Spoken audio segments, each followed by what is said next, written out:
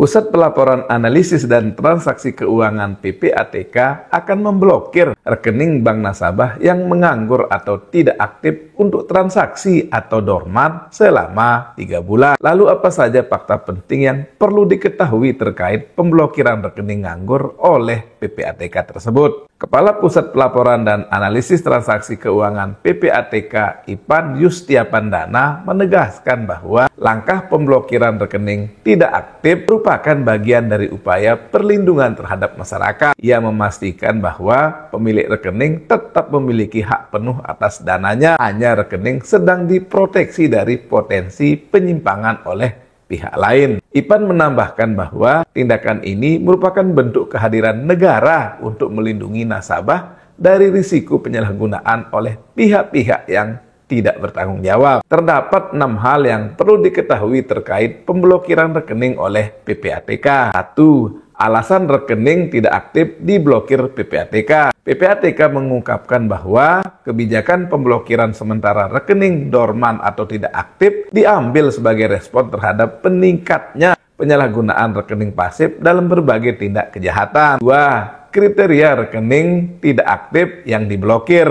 PPATK menyampaikan bahwa pihaknya akan melakukan pemblokiran atau penghentian sementara terhadap transaksi pada rekening tidak aktif, yakni rekening yang tidak menunjukkan aktivitas dalam kurun waktu tertentu. Adapun rekening yang termasuk kategori dorman atau tidak aktif adalah rekening tabungan, baik atas nama perorangan maupun perusahaan, rekening giro, rekening dalam mata uang rupiah maupun valuta asing. Adapun indikator rekening dorman meliputi tidak ada transaksi debit atau kredit, tidak ada transaksi masuk atau keluar, tidak ada akses melalui ATM, tidak ada akses melalui mobil banking ataupun teller. 3. Dana nasabah tetap aman. Banyak yang mempertanyakan apakah uang di dalam rekening yang diblokir bisa hilang atau tidak aman. PPATK menegaskan bahwa dana milik nasabah tetap terlindungi dan aman meskipun transaksi untuk sementara dibekukan. 4. Dasar hukum pemblokiran rekening oleh PPATK. Pemblokiran rekening oleh PPATK didasarkan pada kewenangan hukum yang tercantum di dalam Undang-Undang Nomor 8 Tahun 2010 tentang pencegahan dan pemberantasan tindak pidana pencucian uang atau Undang-Undang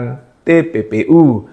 5. Bagaimana jika rekening terkena blokir? Bagi nasabah yang terdampak pemblokiran rekening dorman atau tidak aktif, PPATK memberikan 3 langkah penting sebagai berikut. Pertama, menyarankan agar nasabah menutup rekening yang sudah lama tidak digunakan untuk menghindari potensi penyalahgunaan. Kedua, mengingatkan agar masyarakat tidak sembarangan membagikan data pribadi kepada orang asing demi menjaga keamanan rekening. Ketiga, jika menerima transfer dari rekening tak dikenal, nasabah diminta segera melapor ke pihak bank atau aparat penegak hukum. 6. Langkah reaktivasi rekening yang diblokir PPATK. Untuk nasabah yang ingin mengaktifkan kembali rekening yang diblokir oleh PPATK, terdapat beberapa langkah yang dapat dilakukan. Pertama, nasabah perlu mengisi formulir keberatan melalui tautan resmi yang disediakan. Setelah formulir diajukan, permohonan akan menjalani proses peninjauan oleh PPATK dan pihak bank. Estimasi waktu proses berkisar antara 5 hingga 20 hari kerja, tergantung hasil pendalaman. Selama menunggu, nasabah dapat memantau status pembukaan rekening melalui ATM, layanan mobil banking, atau dengan mendatangi kantor cabang bank secara langsung. Melalui prosedur ini, nasabah diharapkan dapat kembali menggunakan rekeningnya secara aman. Bagaimana menurut pendapat kalian? Komen ya.